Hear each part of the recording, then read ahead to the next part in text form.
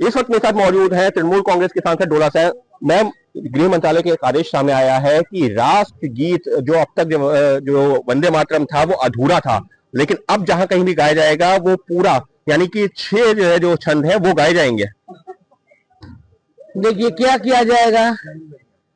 हमारे देश में मोदी है तो मुमकिन है का मकसद इतना बढ़ चुके हैं कि मोदी बाबू अमित बाबू ने तैयार करते हैं, जो रविंद्रनाथ ठाकुर ने तैयार किया, जो हमारे सब महामनीषी ने तैयार किया, जो इंडिपेंडेंस के पहले और बाद सब बैठ के तैयार किया, उससे भी ज्यादा है। क्या किया जाएगा बताइए।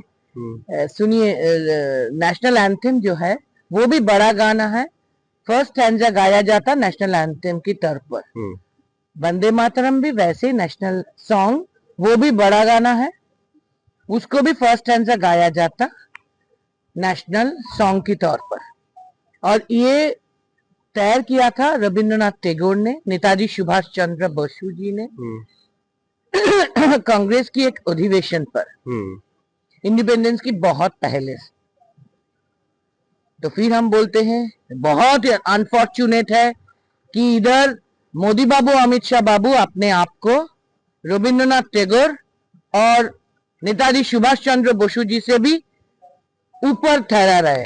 लेकिन ये दुख की बात है। लेकिन जब इस पर वंदे मातरम पर चर्चा चल रही थी, आपने सुना था प्रधानमंत्री ने भी इस बात का जिक्र किया था कि जो बंकिम बाबू ने जो लिखा था ओरिजिनल, उसमें जो है सिर्फ राजनीति के चलते कई छंद उसके हटा दिए गए थे, जो ठीक नहीं है। वहां पर मुस्लिम लीग का भी जिक्र हुआ था कि मुस्लिम लीग के प्रेशर में नेहरू जी ने ऐसा करवाया था।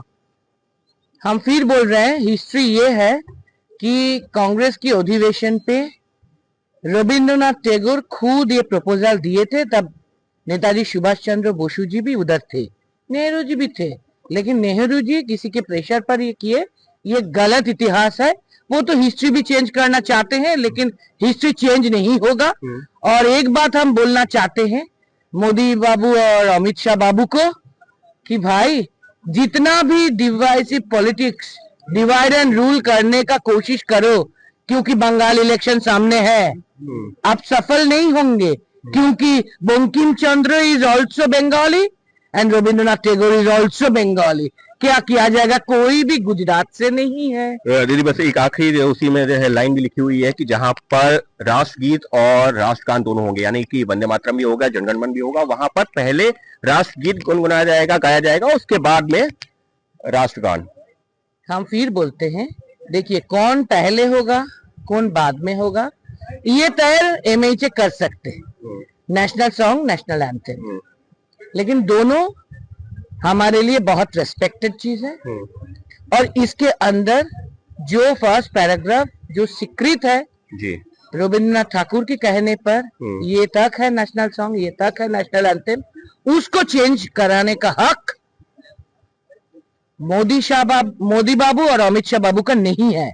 जो कर रहे वो गलत है, वो ऑटोक्रेसी है, वो तानाशाही है, और ये भी उसका ही उल्टा, उसका पीछे जाएंगे।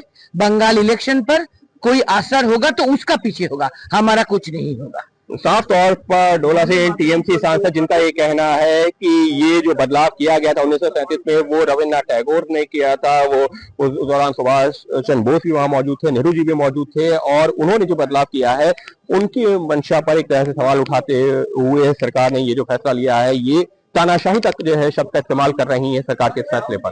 अंकित गुप्ता, एबीपी न्यूज, दिल्ली।